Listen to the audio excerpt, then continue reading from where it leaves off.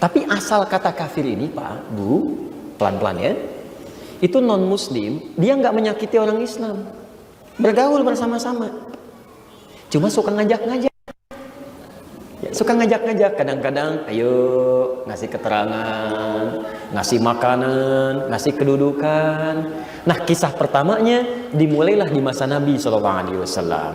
Datang utusan-utusan pada Nabi SAW, dia nggak menyakiti, bahkan menyampaikan pada Rasulullah SAW, Muhammad, kita memang beda, katanya. Ya, kita memang beda.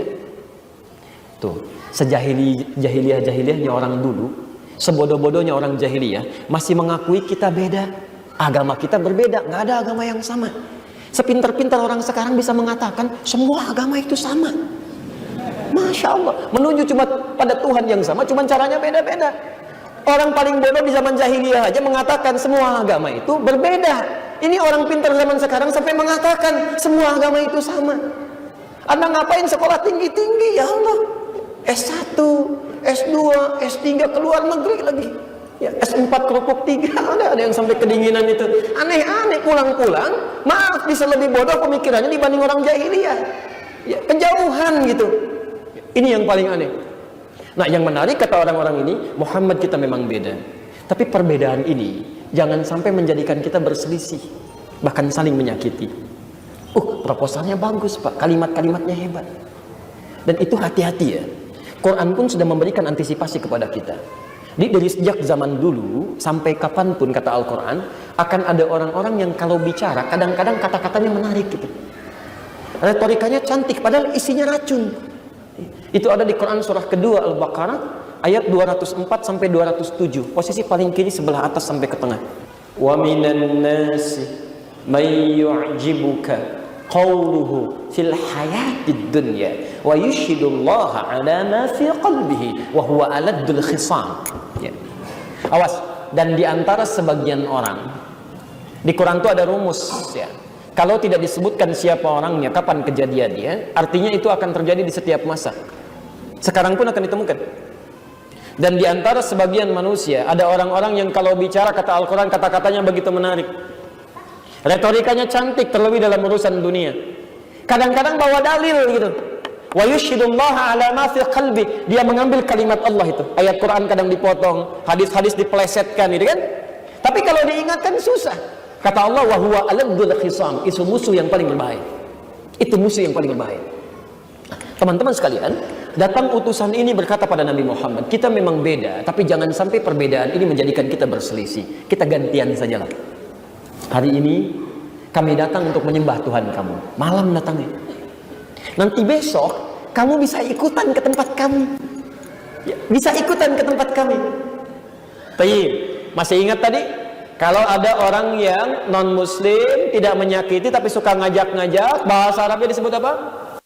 Kafir. Kalau banyakan tambah undi juga, kafirun. Maka turun ayat, namanya langsung menyebut nama mereka. Surah Al-Kafirun.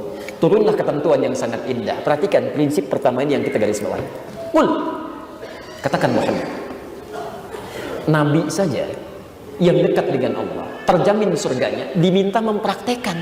Maka bagaimana dengan kita yang bukan Nabi dan yang belum jelas surganya? Harus lebih daripada itu.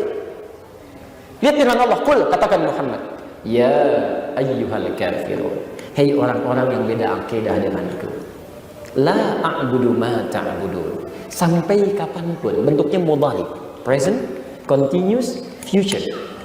Sampai kapanpun, entah itu sekarang, nanti, atau di masa yang akan datang pada zaman umatku hidup, la a'budu ma ta'budun. Tidak akan pernah aku menyembah apa yang kalian sembah itu. Menariknya, kalimatnya menggunakan bentuk tunggal, kata gantinya saya. Jadi prinsip dalam akidah itu, maaf, bukan cuma komunal. Setiap kita mesti punya prinsip.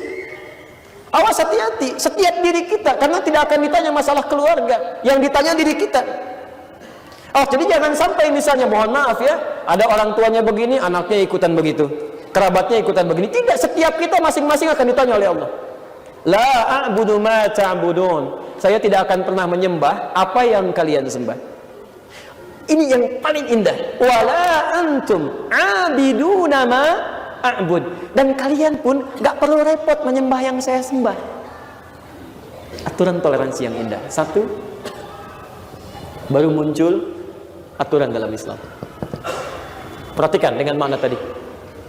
La a'budu ma ta'budun. Aturan Islam pertama terkait dengan toleransi, ya, kita tidak diperkenankan, tidak boleh ikut-ikutan a'bud, diartikan dengan menyembah, ya. Fokus ya. Kalau hanya menyembah itu ibadah namanya. Tapi kalau sudah bentuknya progresif kata kerja, bukan cuma ibadahnya, tapi segala hal yang terkait dengan proses ibadahnya. Misal, maaf ya, saya ambil contoh dulu ya. Misal, ada salah satu umat ya di Indonesia ataupun di dunia yang ibadahnya misalkan punya tempat khusus ya. Misal di hari kalau besok hari apa? Hari Ahad. Mereka menyebut dengan minggu, nanti saya jelaskan kapan munculnya minggu ini. Misal, mereka ibadah. Aturan Islamnya indah. Indah.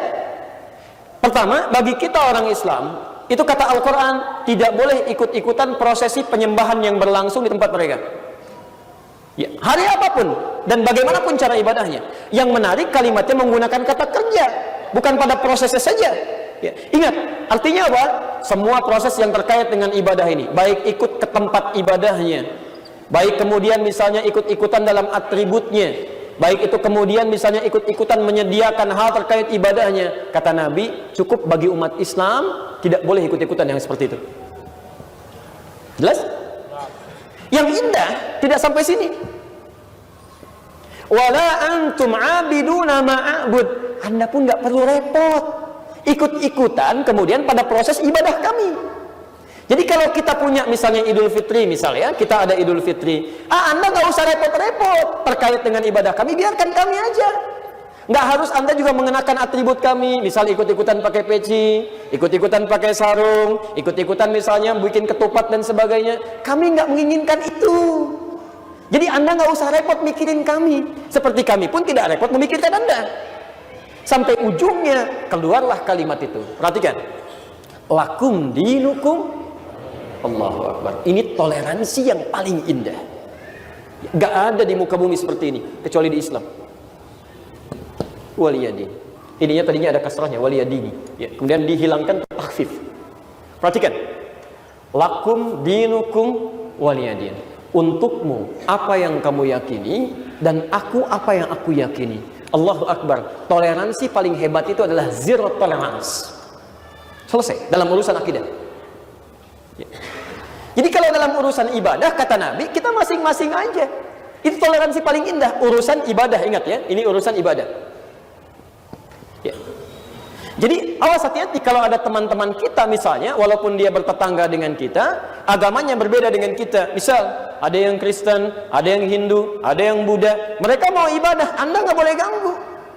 Nggak boleh.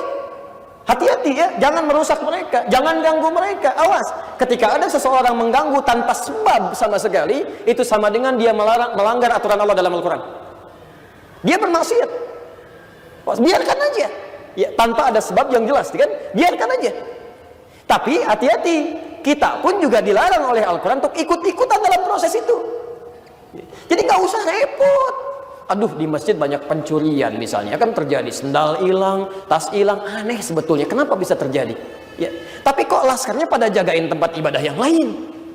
Masya Allah, tempat ibadah orang dijagain, masjid nggak mau turun, kan agak aneh nih. Ngapain gitu kan? Karena itulah kemudian pelan-pelan saya teruskan dulu. Konsep ini menjadi konsep yang luar biasa dalam Islam.